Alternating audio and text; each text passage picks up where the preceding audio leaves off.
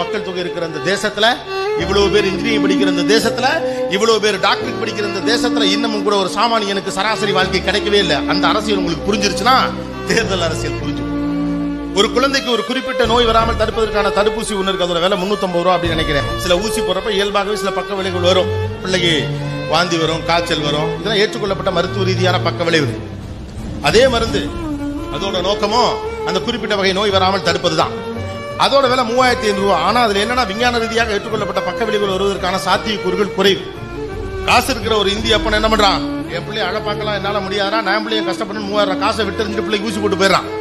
ஆனா காசு இல்லாத ஒரு ஏழை இந்திய அப்பன் கேவலம் காசு இருந்தா என் பிள்ளை அழுக விட்டு போனான மனசுக்குள்ளே அழுதுகிட்டு 350 ரூபா காசை கொடுத்துட்டு பிள்ளைக்கு ஊசி போடல சவத்தை பார்த்து திரும்பி நின்னுட்டு 3-4 பிள்ளைக்கு ஜன்னியா இருக்கப்ப மடியில போட்டு 10 போட்டு பக்கத்திலே உட்கார்ந்து அழுகிறானே, அந்த ஏழை இந்திய அப்பனுக்கு பதில் சொல்ல வக்கில்லை என்றால் நாம படிச்சென்ன படிக்காட்டேன்னு